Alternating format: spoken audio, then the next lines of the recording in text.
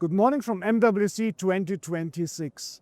We're here at the Africa Pavilion in Hall 4 and I'm together with Craig Fleischer, Executive Vice President, Middle East Africa at Trustonic. Nice to meet you, Craig. Thank you very much. Great to be here.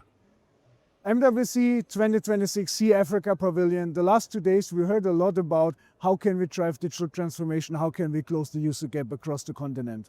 The Handset Coalition came together here, discussed a lot of topics. One among them is, okay, how can we reduce the price of handsets? How can we bring affordability of devices to the market? So what is Trustonic's opinion on that, and what do you bring to the table? Well, Africa, we know, is a massive continent, right? 1.6, 1.8 billion people. Today, we have over 620 million Africans that have never touched the internet. If we break that down a little further, that's around 320 million adults today. Now, yes, I think the coalition looking at a $40 smartphone, very ambitious, but we all know the big thing that everybody's talking about today is that there is a memory shortage, right, coming in the next 18 months. So it really, and we need to understand that it's affordability, right, is the biggest issue. And a $40 smartphone addresses some of the issues, but doesn't address all of the issues. Today, a $40 smartphone, the bottom 20% of the market, right, of consumers today, that's almost 90% of somebody's monthly salary, $40, right? So still, it's a big stretch. What Trustonic do is we enable people to finance, right? And the big thing here is it's not about punishment, it's about enablement, right? And what we're seeing is that financiers want to give devices to consumers to enable these people, these 320 million African adults, to get into the internet and get into the smart technology. But there's no credit vetting. So how do they do this? We need to remove the risk for them. And that is where Trustonic come into display. So we're a locking technology where we enable all Android locking for the market across the continent. Okay. So what would you say is the biggest obstacle as of today? Well, I think the biggest obstacle is finding individuals and organizations that are wanting to come into this space and understanding. We have an immense amount of amazing partners that we're working with, various operators and operator groups, various fintechs and financiers in the space. I think one of the bigger obstacles we're seeing is understanding that it is about enablement, right? And it is about giving them access. So what makes your solution so unique for the African market? Well, what I think happens for us is that we are where our customers are. So you asked me earlier, where I was situated, right? And I'm living in Johannesburg today, and we have people sitting in Nairobi, we have people sitting in West Africa, we have people in North Africa, Central. We actually go to where our customers are to be on the ground and to help them and educate. We also show them how to do this, right? We have a very, very unique platform. We are single pane of glass, so we enable all Android locking from the entry $40 smartphone right up to the premium first-tier devices. So how long is the lead time when they start working with you? Goodness me, it varies, right? Okay. It depends on how dynamic and how fast the partner is that we're working with, right? So the shortest time frame we've managed to get a customer live was 2 weeks. Ironically, partner in Zimbabwe, very, very quick, very, very dynamic. But it usually takes up to about 90 days, depending on the integration that is needed, right? When you're dealing with scale, right? Today, Trustonic manages 350 million devices worldwide with this technology, right? So we've built scale, we know how to do that.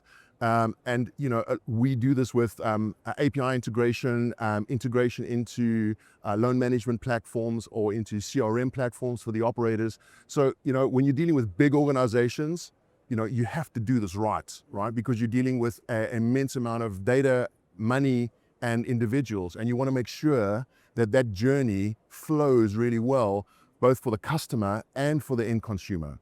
From a security perspective, how secure is your lock mechanism? Very secure, right? But We continue to work with our OEM partners that we enable to make sure that our partners that are financing these devices are not at risk. So we're continually evolving and moving in that space.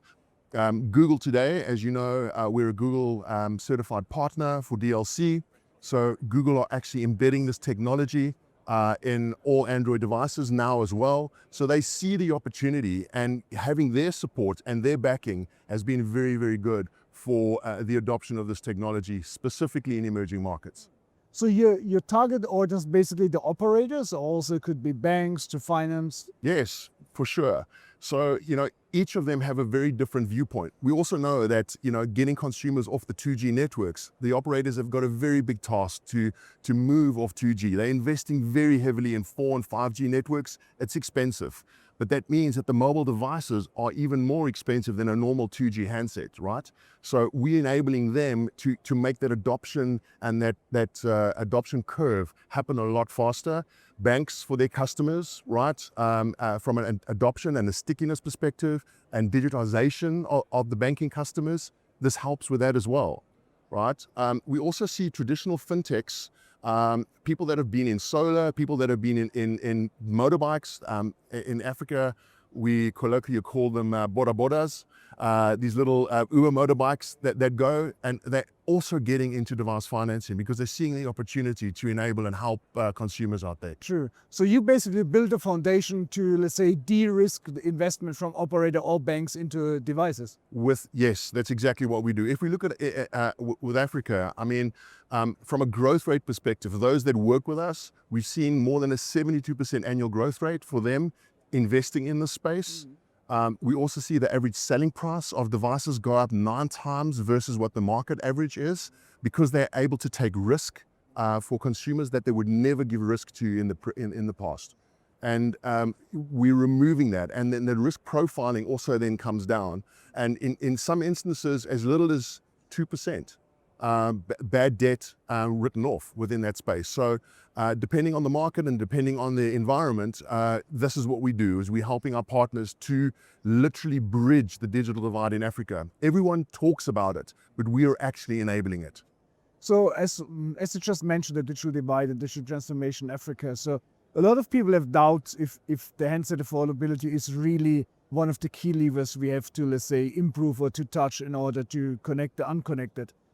Based on your experience and your business, because you must see growth. So whenever you enter market, do you see the growth? Do you see that it really makes a difference if you bring the price down and help them to finance devices? Most definitely. I think, we've worked with some of the operators that you're seeing behind us, and the adoption rates unbelievably quickly. You start in a market and you get within 60 days, you get 70, 80,000 consumers that have never had a smartphone device come into that space. Yeah. So the adoption is really quick when you've got the proper distribution and the proper partner within that environment.